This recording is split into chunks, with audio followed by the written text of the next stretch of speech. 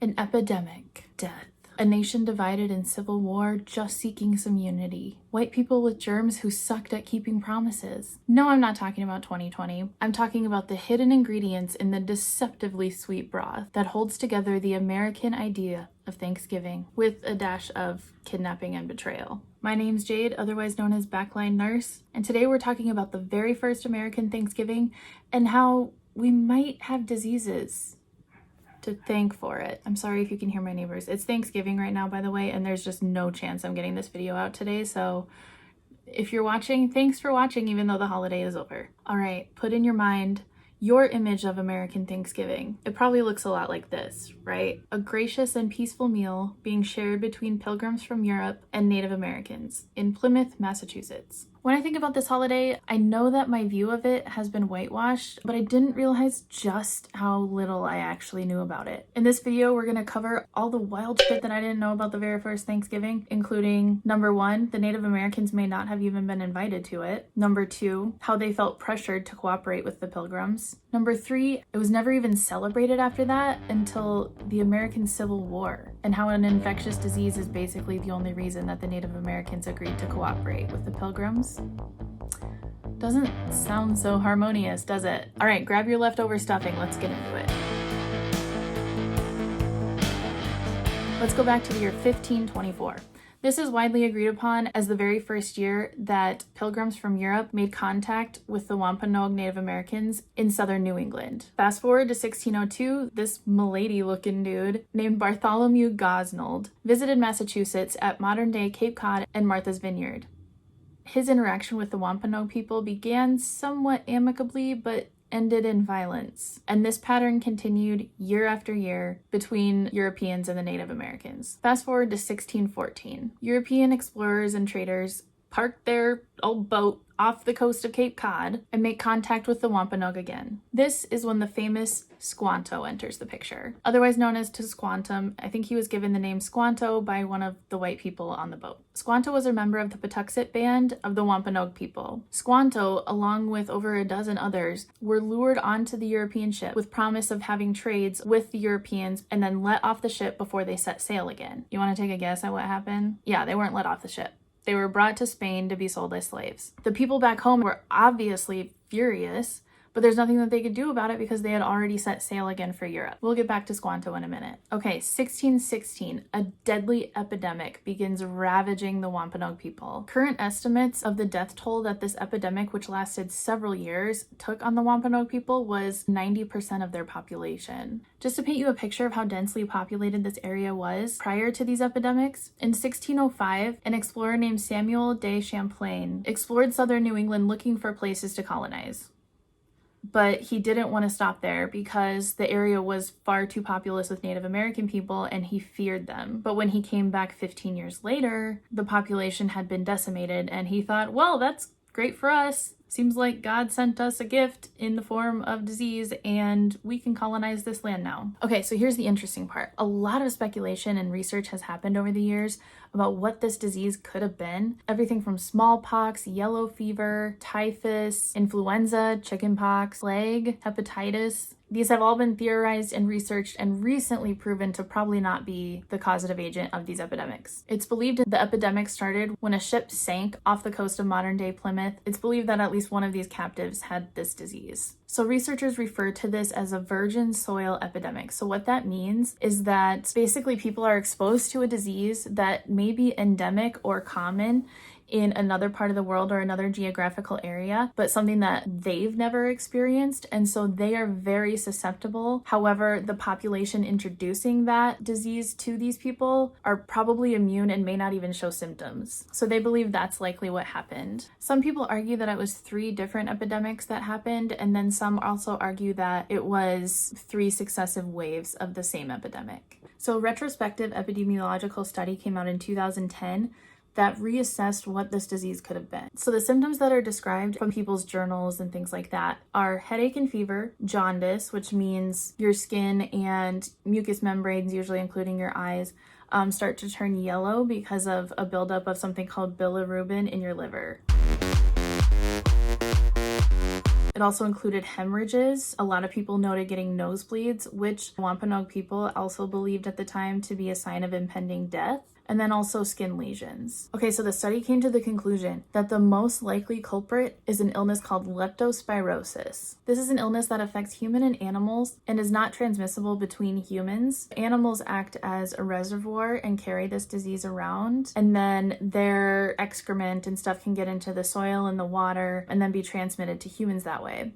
They believed that the Native Americans were more susceptible to this illness, not only because they'd never experienced it before when it's fairly common in Europe, but also just because of their customs, they were more likely to be exposed to it in the environment as well on an ongoing basis. So it's not that they were spreading it to each other. There was a common source contaminating soil, water, probably also their food as a result of that, and continuing to make them sick. Obviously, this would be incredibly confusing for anyone because there was not really germ theory back then to understand what was causing this infection. The Wampanoag people theorized that it may have been from gunpowder because they didn't have guns and the Europeans brought them, and then all of a sudden you have these diseases, or they believed it was sent by the white man's god to wipe them out. It was so devastating, in fact, that it wiped out the entire Patuxet band of Wampanoag people.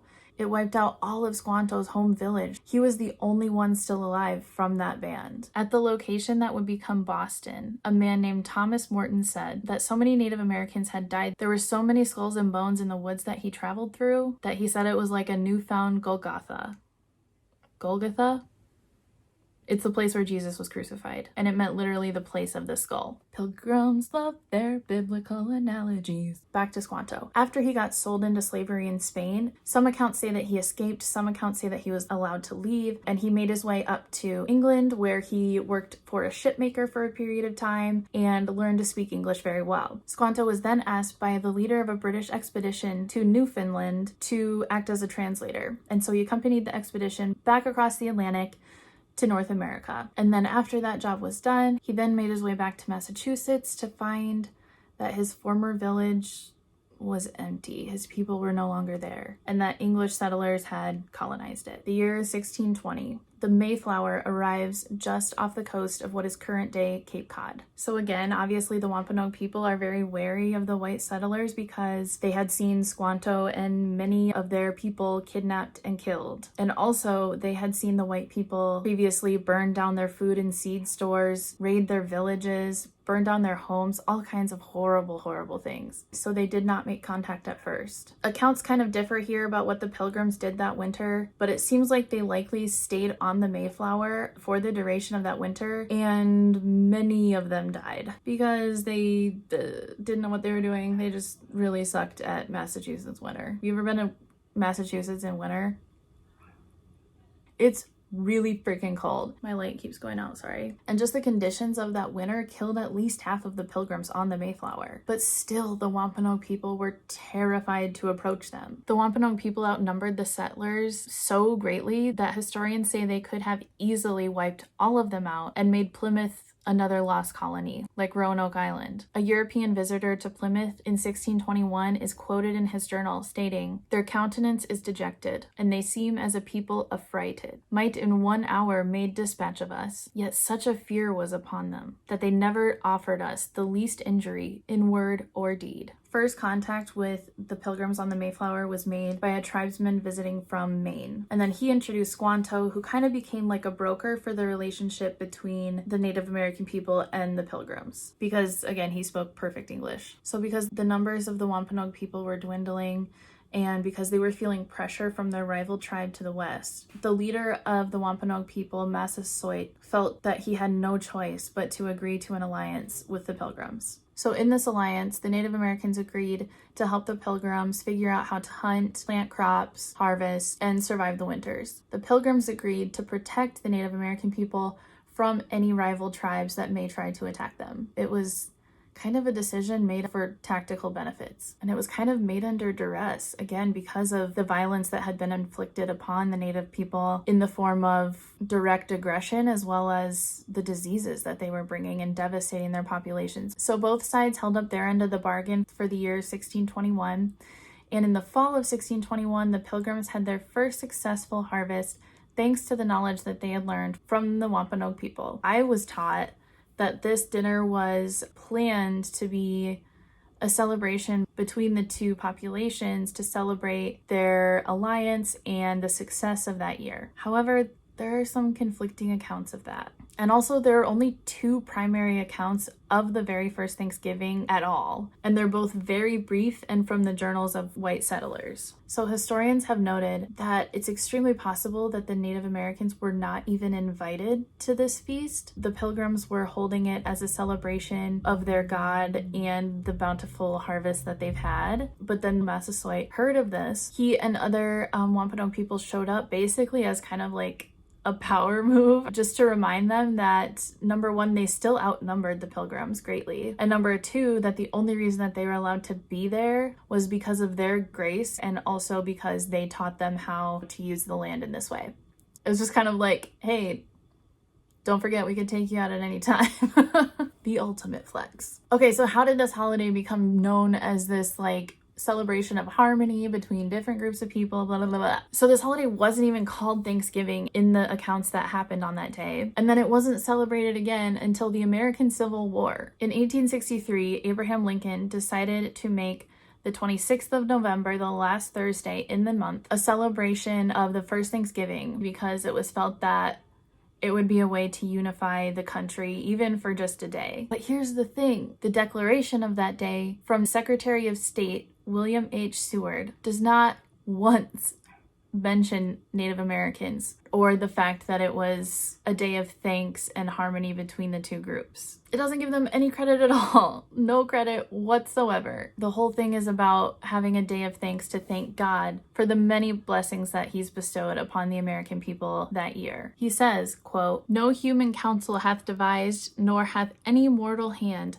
worked out these great things. They are gracious gifts of the highest God, who, while dealing with us in anger for our sins, hath nevertheless remembered mercy." So that was when Thanksgiving was celebrated for the first time. And the story of it was fabricated year after year by white people to the story that we have now and that you may have learned in grade school like I did. Of course, the peace between the Native people and the settlers did not last long, but that's another story. So one thing that I was curious about is, why have I always heard about settlers giving Native Americans smallpox and blankets associated with Thanksgiving? I don't know if I'm like wrapping those two stories up together for some reason, or if that was taught to me. I'm not sure, but I looked it up anyway because I wanted to know. Okay, so there's actually only one account of settlers attempting to get, I say only, like it's not a dreadfully disgusting and serious thing. There's one documentation of settlers attempting to give smallpox to the Native Americans with blankets. So this took place in 1763 at a place called Fort Pitt near modern-day Pittsburgh. Oh, Pittsburgh. Awesome. Okay. William Trent was a militia leader who wrote in his diary that two men from Delaware were coming down to Fort Pitt to have peace talks. He was also accounting in his journals prior to this that he was very afraid of the Native people and that he wanted to find a way to exterminate them. During those peace talks, the two Native American diplomats attempted to persuade the Europeans to abandon Fort Pitt. They were unsuccessful in this attempt, so then they asked the Europeans for provisions and liquor for coming all this way and for their travels home. The British complied and gave them these provisions, but they also gave them a gift of 2 blankets and a handkerchief from the smallpox ward of Fort Pitt. He wrote in his diary, "I hope it will have the desired effect." Another first-hand account from Sir Geoffrey Amherst confirms this strategy, stating, "Could it not be contrived to send the smallpox among those disaffected tribes of Indians? We must, on this occasion, use every stratagem in our power to reduce them." That's disgusting. There's no evidence that this plan ever worked, but it's still important for us to understand that they were willing to use this strategy, how cold-blooded the settlers were towards Native people. Paul Kelton, who is a historian at Stony Brook University, stated of the incident, "Even for the time period, it violated civilized notions of war because it kills indiscriminately. It would kill women and children, not just warriors." So that's horrendous. And while the account of smallpox in the blankets may have been overblown throughout history, I think it's important for us to know because that's up. So that's how we may have infectious disease to thank for the very first Thanksgiving. However, if you grew up white in America, I guarantee you were not taught the correct story. I hope at the very least this spurred you to read about it some more. I'll put links to all of my sources in the description as always. I really hope you hit like and subscribe. It helps me out so much. I also have a Patreon that I'll put in the bio. Sorry that this video came after Thanksgiving, but thank you so much for watching anyway. Wherever you are in the world, please be safe and please be kind. And thanks for hanging out on my couch with me. Bye!